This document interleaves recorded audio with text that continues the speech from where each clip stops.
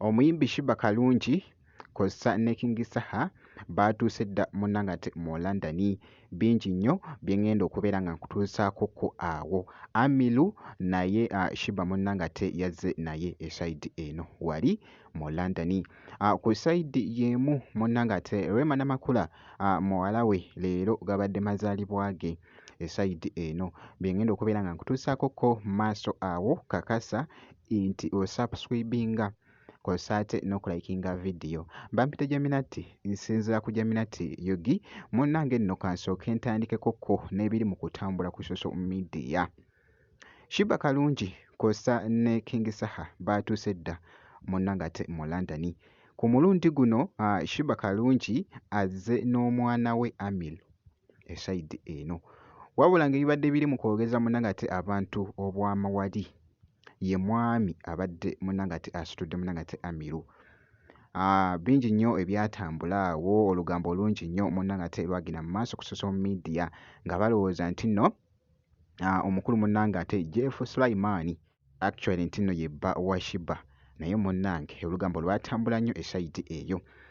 Ndabyeko ko wali obutambi obw'enjawulo.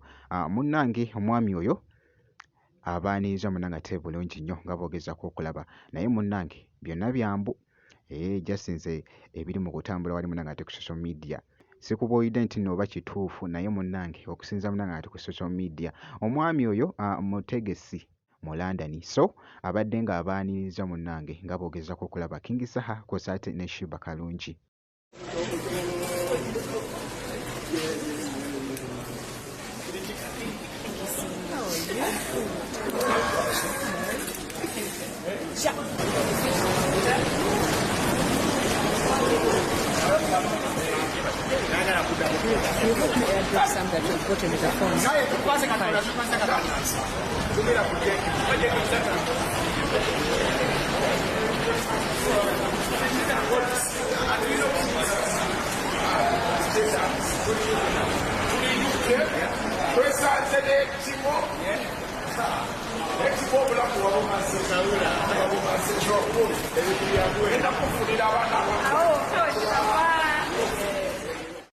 Akatambi ako mubaddemuko ne Rita Dansolo kw'ossa n'omuyimpi omulala awo bannange King Lapa naye mulengeddeko munnange, so bagenda kubeera nga bayugumya munnange ate London.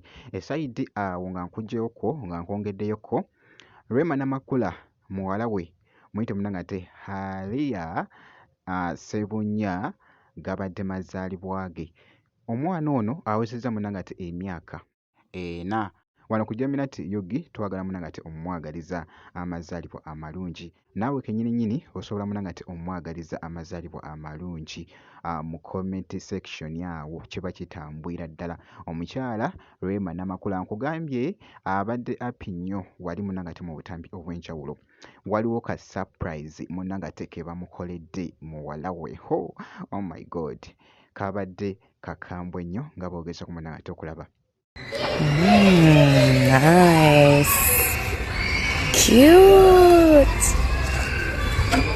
Wow. Very nice. Yay, Halia. Nice. Cute.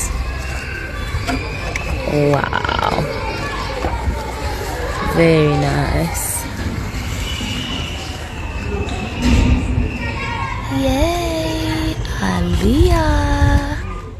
So byebyo munnange ate ebitambudde ku Rema Namakula ne muwala we ku mazaalibwa gano esayidi eno. Bwe nti nno munnange ate bwe nkoze gwe kati tobeera ng'osubscribinze, ebisigadde byonna munnange ate biturekere, tujja kubeera nga tukuwa update.